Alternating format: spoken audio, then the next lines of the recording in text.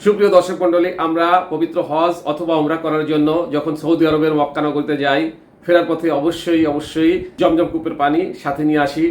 আমাদের মুসলিমের কাছে কেন এই জমজম কুয়ার পানি অতীব গুরুত্বপূর্ণ, সেটা আজকে আমরা জানব।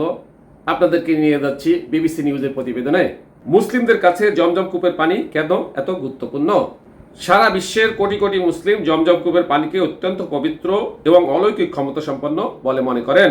সৌদি আরবের মক্কায় মসজিদুল হারামের ভেতরে এই জমজম কূপটি অবস্থিত। মুসলিমদের কাছে পবিত্র হিসাবে বিবেচিত কাবা ঘরের মাত্র 20 মিটার দূরে এর অবস্থান। প্রতি বছর যে লাখ লাখ মুসলিম হজ বা ওমরা পালন করতে সৌদি আরবে যান, তাদের বেশিরভাগই জমজম কূপের পানি নিয়ে দেশে ফেরেন। হজ করে এসেছেন অথচ জমজম কূপের পানি আনেননি, এমন মানুষ বেশ বিরল। শুধু তাই নয়, পরিবারের সদস্য এবং আত্মীয় স্বজনদের মধ্যে এই পানি বিতরণের রেওয়াজ দেখা যায়। তাদের প্রত্যাশা এই পানি পান করলে বিপদ, রোগ কিংবা যে কোনো অমঙ্গল দূর হবে।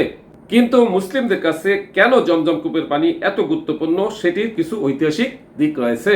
এখন আমরা জমজম কূপের ইতিহাস জানব।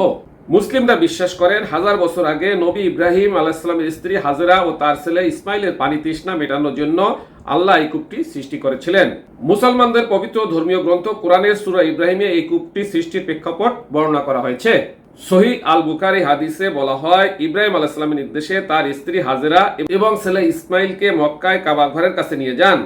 তখন মক্কা অনাবাদী মরুভূমি ছিল, সেখানে কোনো মানুষ ছিল না, এমনকি পানিরও ব্যবস্থা ছিল না। উক্ত হাদিসের বর্ণমতে আল্লাহর নির্দেশ মোতাবেক তার উপর বিশ্বাস রেখে তাদের কিছু খেজুর ও পানি দিয়ে সাফা ও মরওয়া পাহাড়ের কাছে রেখে চলে যান ইব্রাহিম। সেখানে হাজেরা তার স্বামী নবী ইব্রাহিমকে জিজ্ঞেস করেন, আপনি কোথায় চলে যাচ্ছেন?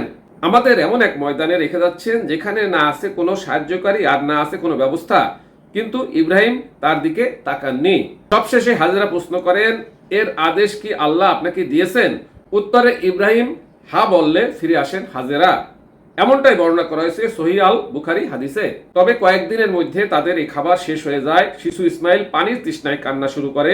তার মা হাজেরা পানির খোঁজে এদিক ওদিক ছোটাছুটি শুরু করেন এবং একই সাথে আল্লাহর সাহায্য প্রার্থনা করেন। তিনি পানির খোঁজে মরিয়া হয়ে 2 পাহাড়ের সাফা এবং মারওয়াতে 7 বার দৌড়াইতে থাকেন। উক্ত হাদিসে আরো বর্ণনা করা হয়েছে, মারওয়া পাহাড়ে একজন ফেরেশতাকে দেখতে পেলেন।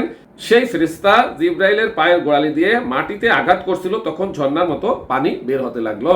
আরেক হাদিসের বর্ণনা মতে, হাজেরা যখন শিশু ইসমাইলের কাছে আসেন, তখন সে তৃষ্ণায় পা দিয়ে মাটি সরাচ্ছিল।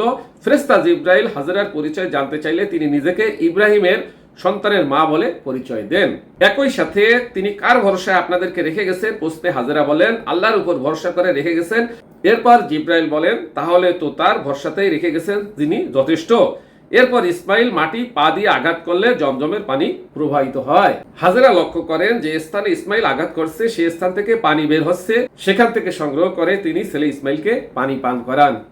সুবহানাল্লাহ, দেখেন আল্লাহ তাআলার কি কুদরত, কতই না কুদরতি। ভাবে পানি পান করিয়ে হাজেরা তার ছেলে ইসমাইলকে বাঁচিয়েছিলেন। এই হলো জমজম কূপ সৃষ্টির রহস্য বন্ধুগণ। এখন আমরা জানবো মুসলিমদের কাছে কেন এই কূপটি এত গুরুত্বপূর্ণ। নবী করিম হযরত মুহাম্মদ সাল্লাল্লাহু আলাইহি ওয়াসাল্লাম জমজমের পানিকে শ্রেষ্ঠ পানি হিসেবে আখ্যা দিয়েছেন। তিনি বলেন, জমজম পৃথিবীর শ্রেষ্ঠ পানি, এতে রয়েছে খাদ্য ও রোগ থেকে মুক্তি। এটি আল্লাহ প্রদত্ত একমাত্র কুয়া, পৃথিবীতে এমন কুয়া আর নেই। ফলে মুসলিমরা বিশ্বাস করে আল্লাহর রহমতের এই পানি খেলে রোগবালাই বিপদ আপদ মুক্ত হবে। তাই এটি হাজিরা নিয়ে আসে ও বিশ্বাস করে পান করেন। এসব কারণে জমজমের গুরুত্ব আরো বেশি, এমনকি হাদিসেও এর ফজিলত বর্ণনা আছে। এই হলো জমজম কুয়া এবং তার ইতিহাস। আশা করি বন্ধুরা আপনাদের সকলের ভালো লেগেছে। আসসালামু আলাইকুম।